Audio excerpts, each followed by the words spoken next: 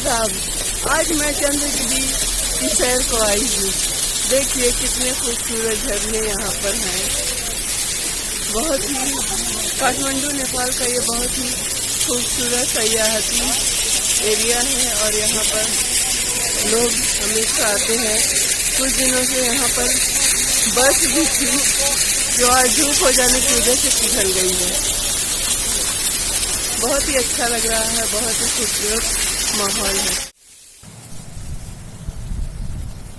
आईना बनकर खड़ी हूँ आईनों के सामने, आईना बनकर खड़ी हूँ आईनों के सामने।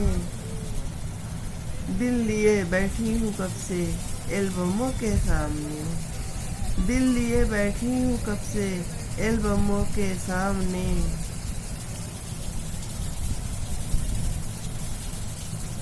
ठंडा चूल्हा है कहीं बच्चे बिलखते हैं कहीं, ठंडा चूल्हा है कहीं बच्चे बिलखते हैं कहीं।